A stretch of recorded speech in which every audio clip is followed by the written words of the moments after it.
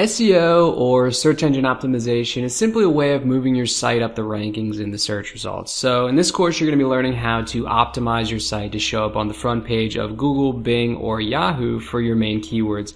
But I'm going to focus most of this course on improving your ranking on Google because almost 70% of people do their searches on Google. And when you search for a keyword, you see 10 websites that Google has determined are the most relevant sites for those keywords, right?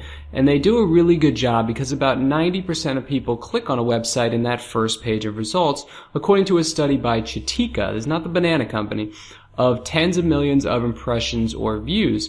So this is why it's really important to make an effort to get into that top 10, because if you're not, there's a good chance that you're not going to get a lot of clicks because not a lot of people go to that second page.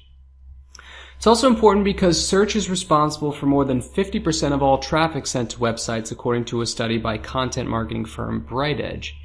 Now, a lot of people think that you have to pay to get onto that first page, and it's true that you can pay to improve the spot where your website shows up, your ranking that is, but you can also do a lot of other things that get your site into the first 10 results without paying anything at all, and that's where this course comes in.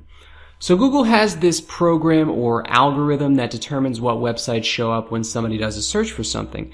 And nobody except a small group who work at Google know all of the factors that go into it, but we do have something that can give us a very close approximation of them. Now in the screenshot, we have the results of a November 2014 study by Searchmetrics of 10,000 keywords over the course of a year. And they track more than 20 billion social media signals, likes, shares, pins, more than 5 billion links, and hundreds of thousands of on-page, or what we might call website factors. Now, it's not the exact Google algorithm, but it is the largest and most accurate study ever conducted regarding the ranking factors that go into it.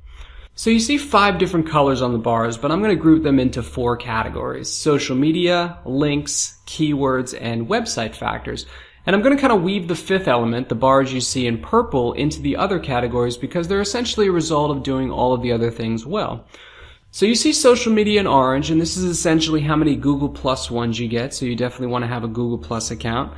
How many Facebook shares, Facebook likes, and Facebook comments you get, how many Pinterest repins, and how many tweets you get for your articles, your website, your content. And these are, as of late 2014, and certainly this year, the most important category with relation to a higher rank. And if you've taken my social media marketing course, you'll be familiar with many of these strategies. Now, your ranking also depends on links, as you can see in dark blue, and this is based on the quality and number of other sites linking to you. So without you even knowing, somebody might include your site as a resource on their website, or link to your business or an article you wrote in one of their posts. But you can also go out and create several link opportunities yourself, and I'm going to walk you through several creative ways of doing that. Now, whether or where your site shows up also depends on keywords, because naturally if somebody's doing a search for a certain word or words, you're going to need to have those words somewhere on your website, in a post, on the home page, in a photo, etc. So I'm going to take you through some very simple ways of brainstorming for and finding keywords using a number of different programs, how to create content for those keywords, and then how to lead people from your informational posts to your purchase pages.